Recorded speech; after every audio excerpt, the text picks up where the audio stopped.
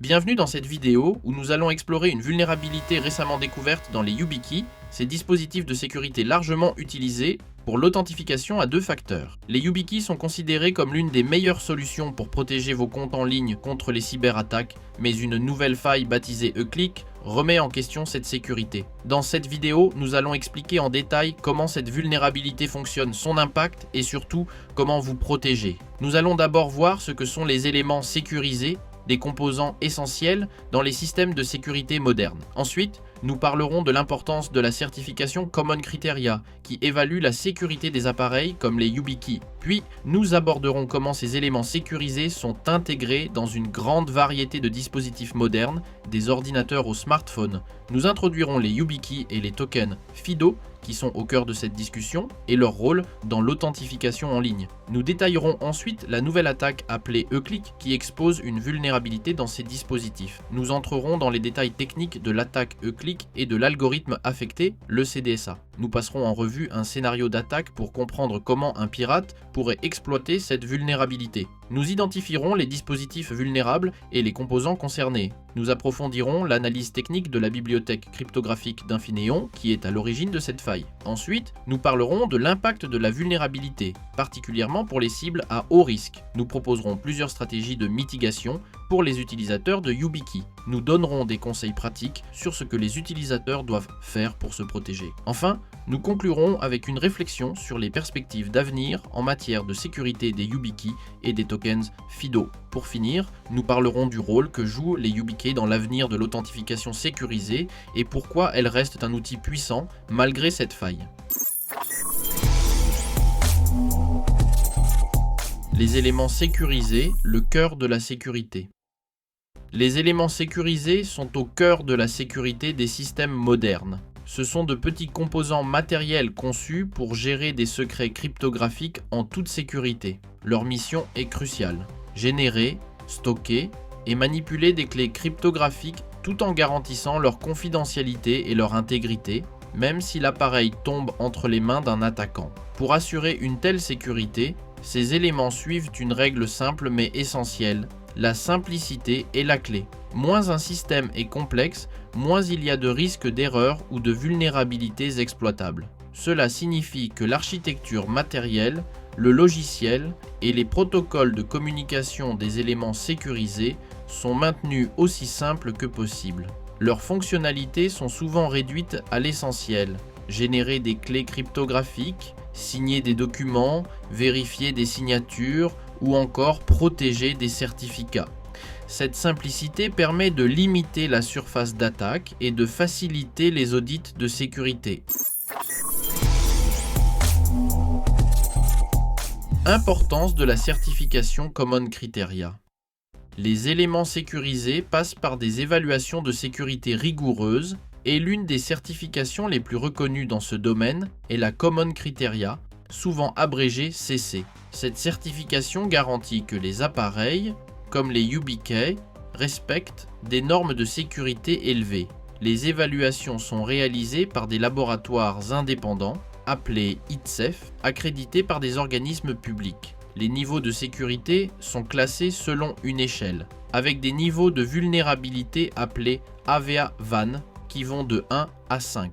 Le niveau AVA-VAN 5 correspond à l'évaluation la plus stricte, nécessitant des tests extrêmement approfondis pour garantir que le dispositif est résistant à des attaques sophistiquées. Cependant, ce processus est long et coûteux. Pour les fabricants, cela peut rendre les éléments sécurisés moins attrayants, car ils peuvent sembler technologiquement dépassés en raison des décalages temporels dans la mise sur le marché, mais cette rigueur est essentielle pour garantir une sécurité maximale. La certification Common Criteria reste un élément clé pour prouver qu'un dispositif est digne de confiance, notamment dans les environnements critiques comme les systèmes bancaires ou gouvernementaux. Intégration dans les dispositifs modernes. Aujourd'hui, les éléments sécurisés sont partout dans notre quotidien. On les retrouve dans les Trusted Platform Modules, ou TPM, qui gèrent le démarrage sécurisé des ordinateurs, qu'il s'agisse d'ordinateurs personnels ou de serveurs. Ces composants jouent également un rôle clé dans nos cartes bancaires et cartes d'identité, assurant la sécurité des transactions et la protection de nos données. Ils sont aussi présents dans nos smartphones, notamment pour les paiements sans contact où ils protègent les informations sensibles lors des transactions. On les retrouve aussi dans les voitures connectées et, de manière plus générale, dans les dispositifs de l'Internet des objets, IoT, qui nécessitent un haut niveau de sécurité pour fonctionner correctement et éviter les cyberattaques. Enfin, avec l'essor des portefeuilles matériels de crypto-monnaies et des tokens FIDO pour l'authentification à 2 facteurs, les éléments sécurisés jouent un rôle crucial. Ces dispositifs, que l'on peut avoir facilement en main, sont conçus pour résister à des attaques même lorsque l'attaquant a accès physiquement à l'appareil, ce qui en fait des outils indispensables pour protéger nos identités numériques et nos biens numériques. Les YubiKey et les tokens FIDO. Les tokens FIDO, comme les YubiKey, sont des dispositifs matériels qui permettent d'ajouter un niveau de sécurité supplémentaire lors de la connexion à un service en ligne. Ces appareils se connectent via USB, NFC ou parfois Bluetooth et sont utilisés comme un facteur d'authentification. Ils offrent une couche de protection supplémentaire par rapport aux mots de passe traditionnels qui peuvent être vulnérables à des attaques de phishing ou de vol d'informations. Les tokens FIDO peuvent être utilisés en tant que second facteur d'authentification, c'est-à-dire en plus du couple login mot de passe traditionnel, ou comme facteur unique d'authentification dans le cadre de l'authentification sans mot de passe, aussi appelée passkey, avec le protocole FIDO2. Ces dispositifs sont largement adoptés par les entreprises et les services en ligne, tels que les comptes Google, pour sécuriser les connexions. Leur avantage majeur réside dans le fait que même si un attaquant obtient votre mot de passe, il ne pourra pas se connecter sans le token physique, qui doit être en votre possession. Cela rend les YubiKey et autres tokens FIDO extrêmement efficaces pour lutter contre le phishing et d'autres types de cyberattaques. Eclick, une nouvelle attaque par canal auxiliaire. Récemment, une nouvelle vulnérabilité a été découverte, appelée Eclick, qui expose les YubiKey à une attaque par canal auxiliaire. Cette attaque a été identifiée par les chercheurs de Ninja Lab et exploite une faiblesse dans la bibliothèque cryptographique utilisée par Infineon, le fabricant des microcontrôleurs présents dans les YubiKey. Le principe d'une attaque par canal auxiliaire est de tirer parti des fuites physiques générées lors des opérations cryptographiques de l'appareil.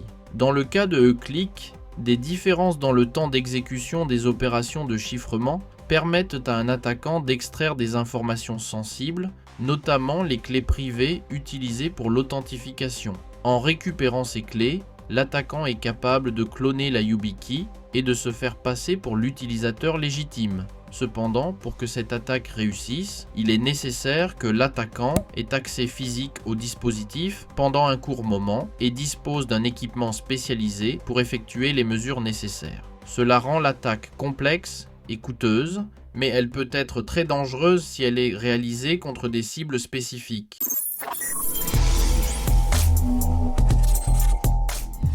Détails techniques de l'attaque Eclick. L'attaque Eclick repose sur une vulnérabilité dans l'algorithme de signature numérique à courbe elliptique appelé ECDSA. Cet algorithme est utilisé dans la plupart des YubiKey pour générer des signatures cryptographiques sécurisées. L'attaque exploite une faiblesse spécifique dans la façon dont l'algorithme traite certaines opérations mathématiques, en particulier l'inversion modulaire. Le problème se trouve dans l'implémentation de l'algorithme par Infineon, qui ne suit pas la méthode dite du temps constant. En conséquence, les temps d'exécution varient légèrement selon les clés utilisées. En mesurant ces petites variations de temps grâce à des outils spécialisés comme un oscilloscope, un attaquant peut progressivement révéler la clé privée utilisée par l'appareil. Cette attaque par canal auxiliaire permet donc à un pirate de récupérer les informations cryptographiques essentielles à l'authentification. Une fois la clé privée récupérée, l'attaquant peut cloner la YubiKey et accéder au compte protégé sans que l'utilisateur ne s'en aperçoive. Cependant, pour réussir cette attaque, le pirate a besoin d'un accès physique temporaire à la YubiKey, ce qui rend l'attaque difficile à mettre en œuvre pour des cibles ordinaires. Elle est donc surtout préoccupante pour les cibles de grande valeur.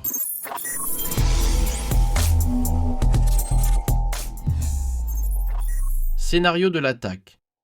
Voyons maintenant comment se déroule une attaque par canal auxiliaire comme E-click sur une YubiKey. Voici les étapes principales. 1. Vol des identifiants. L'attaquant commence par voler les informations de connexion de la victime. Cela peut se faire par hameçonnage, phishing ou par d'autres méthodes de vol de données. Deuxième, accès physique au dispositif. Ensuite, l'attaquant doit obtenir un accès physique temporaire à la YubiKey de la victime, par exemple en profitant d'un moment où la victime n'est pas attentive. Troisième, mesure de données. L'attaquant envoie plusieurs requêtes d'authentification au dispositif tout en enregistrant des mesures de canal auxiliaire grâce à des équipements spécialisés. Cela permet de capturer les fuites de temps ou les signaux électromagnétiques générés pendant les opérations cryptographiques. Quatrième, restitution du dispositif. Une fois les mesures effectuées, l'attaquant remet discrètement la YubiKey à sa place, sans que la victime ne s'en rende compte. Cinquième, exploitation des données. L'attaquant procède ensuite à une attaque par canal auxiliaire en analysant les données collectées, ce qui lui permet de récupérer la clé privée ECDSA liée au compte de la victime. 6. Clonage du dispositif. Avec cette clé privée, l'attaquant peut créer un clone de la YubiKey. Ce clone permet à l'attaquant de se connecter au compte de la victime sans avoir besoin du dispositif original et sans que la victime s'en aperçoive, tant que les identifiants d'authentification ne sont pas révoqués. Ce scénario montre à quel point une attaque de ce type peut être redoutable, même si elle nécessite un accès physique et une expertise technique considérable. Dispositifs vulnérables et composants concernés. L'attaque E-click affecte principalement les YubiKey 5, les YubiKey Bio, ainsi que les dispositifs de la série Security Key. Tous ces appareils utilisent des microcontrôleurs de la série Infineon SLE78, dont la bibliothèque cryptographique présente une faille dans l'implémentation de l'algorithme ECDSA. La vulnérabilité touche les appareils fonctionnant avec une version du firmware antérieure à la version 5,7.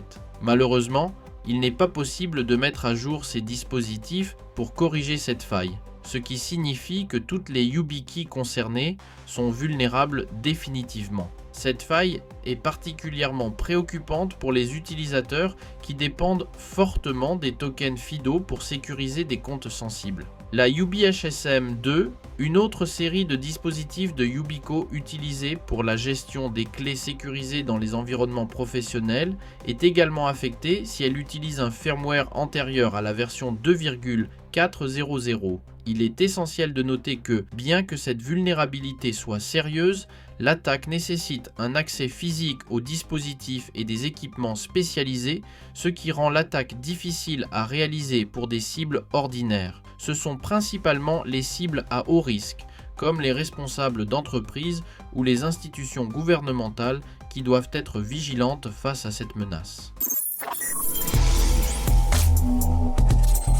Analyse technique de la bibliothèque cryptographique Infineon.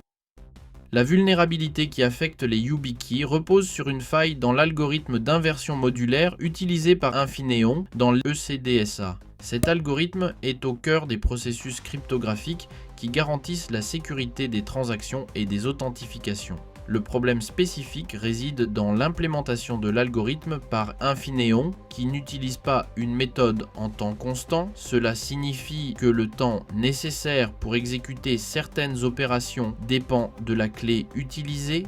Les pirates peuvent donc exploiter ces variations temporelles pour en déduire des informations critiques comme la clé privée. Cette attaque est rendue possible grâce à des outils spécialisés tels que des oscilloscopes capables de mesurer les fuites électromagnétiques générées lors des calculs cryptographiques. Une fois ces données recueillies, l'attaquant peut utiliser ces informations pour reconstruire la clé privée de l'utilisateur. La vulnérabilité provient de l'algorithme appelé Extended Euclidean Algorithm, EEA, une méthode utilisée pour calculer l'inversion modulaire nécessaire dans l'algorithme ECDSA. L'implémentation d'Infineon dans cette bibliothèque cryptographique est vulnérable à une attaque par canal auxiliaire qui permet d'exploiter ces fuites temporelles pour récupérer des données sensibles. Cette faille affecte donc directement la sécurité des dispositifs YubiKey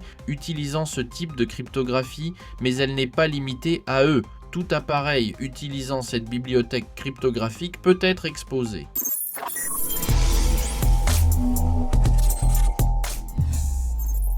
Impact de la vulnérabilité. L'impact de la vulnérabilité E-click est sérieux, mais il reste limité dans certains contextes. Bien qu'il soit possible de cloner une YubiKey ou un autre dispositif FIDO affecté, l'attaque nécessite des ressources importantes, notamment un accès physique au dispositif, du matériel coûteux et des compétences techniques avancées. Cela signifie que la majorité des utilisateurs, en particulier ceux qui n'ont pas de profil à risque élevé, n'ont pas à s'inquiéter immédiatement. Cette attaque est donc principalement une menace pour les cibles de grande valeur, telles que les responsables gouvernementaux, les cadres d'entreprise ou les personnes manipulant des informations sensibles. Dans ces cas, un attaquant pourrait être suffisamment motivé pour utiliser ces méthodes complexes et coûteuses afin de récupérer des clés privées et cloner les dispositifs de sécurité. Néanmoins, la difficulté logistique de l'attaque et les compétences techniques nécessaires la rendent peu probable pour la majorité des utilisateurs. Il est donc important de comprendre que, bien que cette vulnérabilité soit grave, elle ne concerne pas la majorité des utilisateurs standards de YubiKey. Cependant, il reste essentiel pour les entreprises et les organisations manipulant des données critiques de prendre des mesures de précaution afin de protéger leurs dispositifs et d'évaluer si des YubiKey vulnérables sont utilisés dans leurs environnements.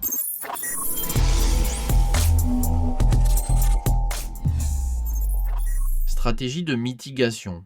Pour atténuer les risques liés à la vulnérabilité E-click, plusieurs solutions peuvent être envisagées par les utilisateurs et les entreprises concernées. La première mesure consiste à utiliser des algorithmes cryptographiques alternatifs. Au lieu de l'ECDSA vulnérable, il est recommandé de passer à des algorithmes comme RSA ou EDDSA qui ne sont pas affectés par cette faille. Ces algorithmes offrent des niveaux de sécurité élevés et peuvent réduire significativement les risques d'attaque par canal auxiliaire. Ensuite, l'ajout de mesures de sécurité supplémentaires, tels que des codes PIN ou la biométrie, peut renforcer la protection des dispositifs vulnérables. Ces méthodes ajoutent une couche d'authentification supplémentaire, rendant le clonage de la YubiKey plus difficile, même si l'attaquant parvient à accéder physiquement au dispositif. Les entreprises peuvent également adopter des politiques de sécurité visant à réduire la durée des sessions ou à exiger des authentifications plus fréquentes avec des tokens FIDO.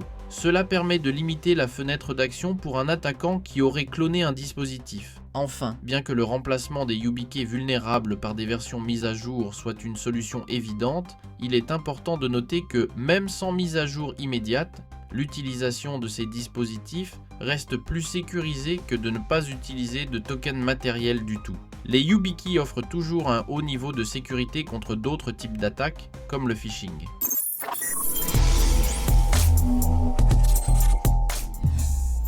Que doivent faire les utilisateurs ?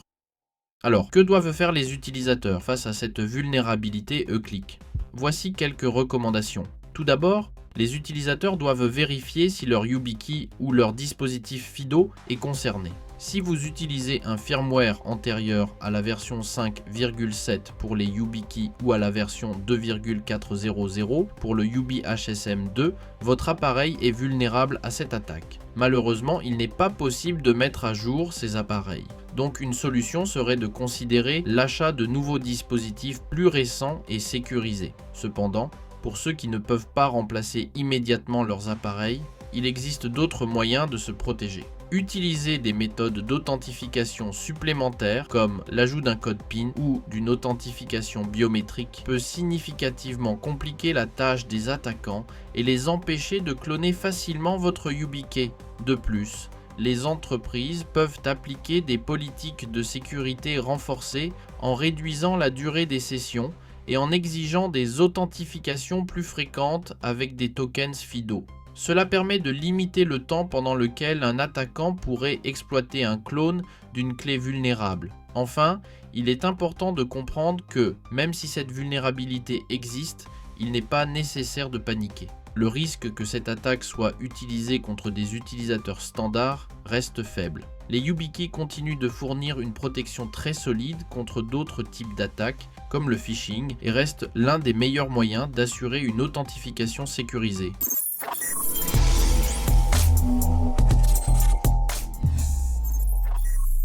Perspective d'avenir.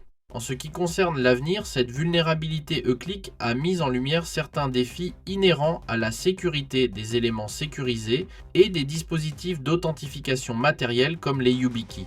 La bonne nouvelle, c'est qu'une divulgation responsable a été réalisée en collaboration avec Infineon, Yubico et d'autres acteurs de la sécurité. Infineon a d'ailleurs déjà corrigé cette vulnérabilité dans ses nouvelles versions de bibliothèques cryptographiques. Cependant, cette situation souligne l'importance de rester vigilant et de remettre en question la sécurité des technologies que nous utilisons au quotidien. Alors que de nouveaux appareils et protocoles continuent de se développer, il est crucial que des tests approfondis et des audits de sécurité soient effectués régulièrement, non seulement par les fabricants, mais aussi par des chercheurs indépendants. L'attaque Euclid ouvre également la voie à de nouvelles recherches sur les canaux auxiliaires et sur la manière dont les microcontrôleurs de sécurité peuvent être améliorés pour éviter ces fuites d'informations physiques. À l'avenir, nous pourrions voir des évolutions dans la façon dont ces éléments sécurisés sont conçus pour mieux protéger contre ce type d'attaque. Enfin, bien que cette vulnérabilité puisse sembler inquiétante, il est important de se rappeler que des dispositifs comme les YubiKey offrent toujours un niveau de sécurité bien supérieur à celui des mots de passe seuls ou même à celui de certaines solutions logicielles. La sécurité est une course constante et l'évolution des technologies de protection est un processus continu. Cette vidéo touche à sa fin, j'espère qu'elle vous aura plu et n'hésitez pas à mettre un pouce bleu et à vous abonner. Merci et à bientôt. Ça vous intéresse? Si ce programme vous a